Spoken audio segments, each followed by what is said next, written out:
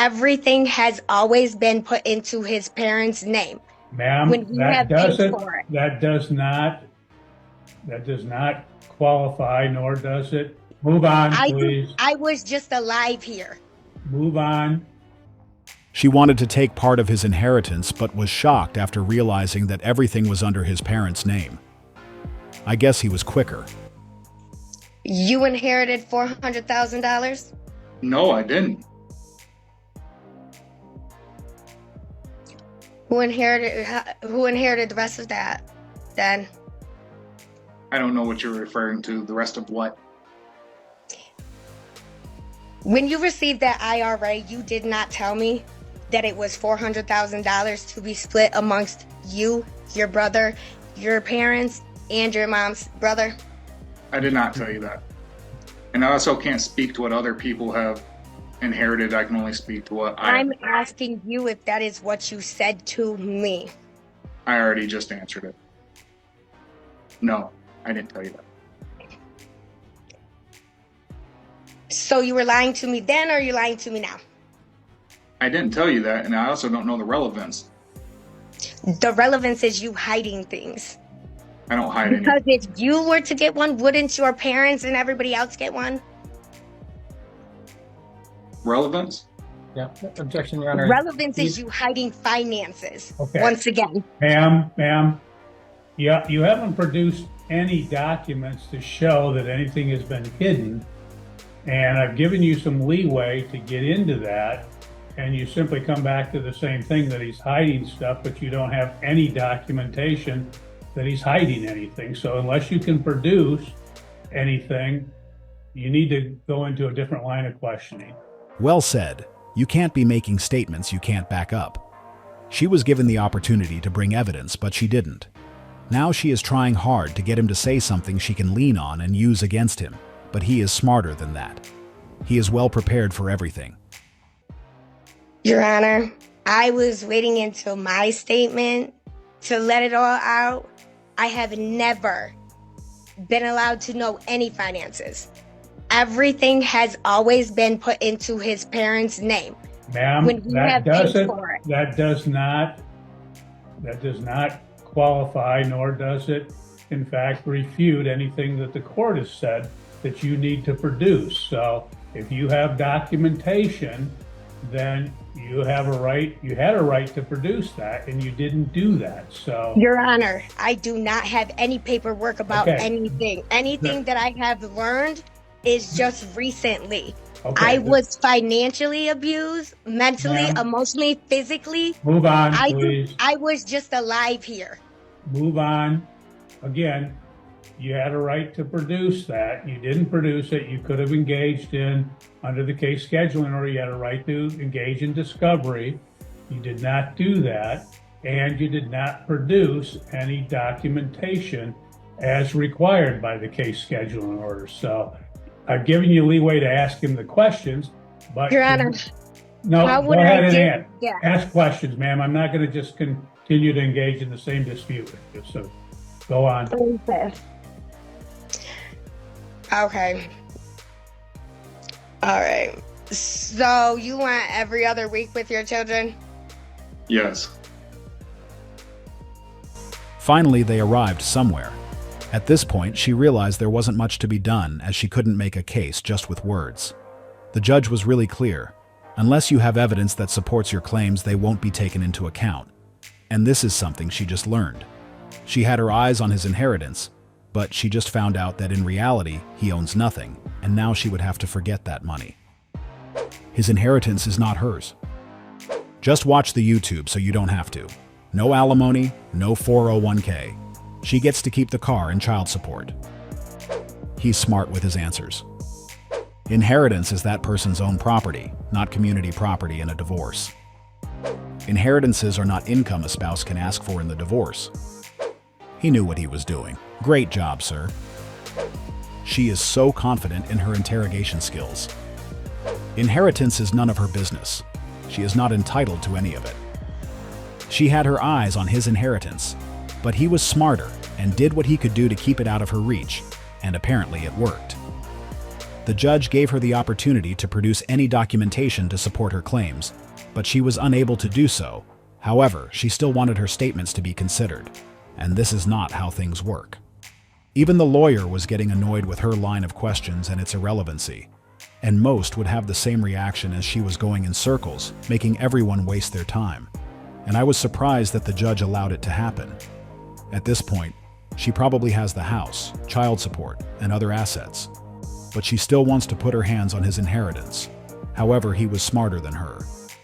He already knew her intentions, so he decided to prepare himself, which served him well. Now she will have to be content with what she already got from their divorce, as he didn't inherit anything. His parents did. This is what greediness does to people. They are never satisfied with what they have. It's all about getting more. But it didn't work this time. Now, if she wants more money, she can either get a job if she doesn't have one or ask her employer for extra hours. But in the end, the case had a good outcome. The best part was when she realized there wasn't much she could have done at that point, and the only question that was left was related to the frequency he wanted to see his kids. She knew he was well prepared and that money was well secured, so giving up was the only thing left to be done. But my question is, why do we really need one? I've had a pretty large company even before I met you. So if we get married and then you decide to divorce me next year, then you leave with half of it, that's not fair. But why are you already thinking about that? Babe, it's something that I have to think about. I don't know why Danny's so surprised. The prenup's obviously something that we need to have in place. I built a business long before she even came into the picture, and I have to protect that. Like, you want to get married? I'm trying to work with you. I don't want to be emotional. I'm just not sure if you're doing this because you don't trust me or you're not sure about our future. Well, I think you're overthinking it. I don't know how to explain this to you. I feel like you're not understanding what I'm saying. I am understanding. It's not my intentions to leave you. Bro, just cut her off, bro. That's an automatically red flag. If you are marrying for love, you would have no reason to hesitate to sign the prenup. She has a plan. No prenup, no marriage.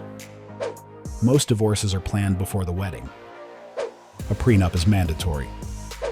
She went straight to crying. I would have rolled my eyes and walked out. She trying to make sure her exit plan is always available. Somebody send this to Travis Hunter. People change over time. Protect yourself at all costs. This is how you know people's real intentions. She wouldn't have minded if she was marrying for love, and this is how she unveiled her real plans. If she insists that she doesn't want to sign it, no marriage should happen. Why would you marry someone who is directly telling you that she is on it for money? This is when prenup becomes mandatory, and that would make her understand that she has two options. She either signs and we get married, or refuses to sign and it's over. This is a perfect example of someone who is getting married and is already preparing her exit plan. She has her eyes on half of what he got, but she will have to come up with another strategy as this won't work on him. This is a smart woman who want to play the long-term game, but he is smarter than that. He won't let her fool him with those crocodile tears. So if we get married and then you decide to divorce me next year, then you leave with half of it, that's not fair. But why are you already thinking about that? Babe, it's something that I have to think about. I'm not sure about you guys, but based on my understanding, her responses indicate that she is the one who is already thinking about it, because her objection indicates that his view of this matter goes against her plans. Otherwise, she would have agreed with it. She just wanted half of what she didn't work for, but he won't let it happen. He worked too hard just to split it with someone who did nothing for that empire. The only reason she was crying was that she just realized that he was not as naive as she expected, and now she knows that securing the bag will be impossible. But deep down, she knows that he is correct, and she would have done the same thing if she was in his position. In fact, she wouldn't even look at a guy who wasn't in the same tax bracket. He wouldn't have a chance.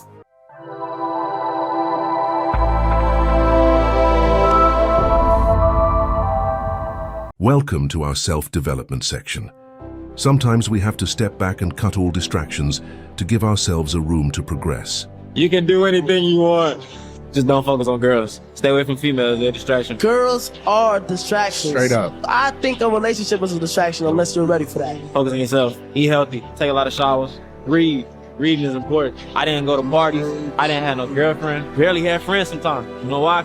Because I was focused. Genuinely work. That's what's gonna separate you from everybody else. Yes. You gonna put the hours in to work. I don't give a fuck about what anybody else is doing. How hard is it to understand? I don't watch people's stories on Instagram. I don't give a damn. Like, I don't care about anybody's fucking pancake at the souffle shop and whatever, dude. I don't give a damn. I'm living my own reality. And people are out here worrying about what I do. Don't worry about what I do. Watch the podcast and go fucking level up. Millions of dollars was on my mind at that time. I was dead broke. There was no time to relax, go hang out, party. No, I was broke. I needed millions. I saw, even when I had negative money in my account, which was very often, I saw millions in my future. Most of us know we have no business being in certain places or with certain people, as we are not yet where we need to be, and those distractions are delaying our blessing. We know it has negative effects on our goals and achievements, but a lot of people aren't willing to pause it to work on themselves, and as a result, their dreams are still a dream. I am not saying that you should give up on those distractions completely, but there will be a need to reduce or cut them for a while until you reach your desired destination. And once you are at that level, you can reconnect. But until then, do your best to stay away from distraction. As they mentioned in the video, it includes girls as well. If possible, pause everything. You will notice the difference. Most of us don't realize it, but we are constantly distracted by the things and people around us, and it's keeping us further away from our destination. So the more distraction you have, the slower your progress will be. Therefore, it's up to you to decide what you want to do. This is all for today's video, and we hope you like it. Make sure you subscribe to our channel for another great content.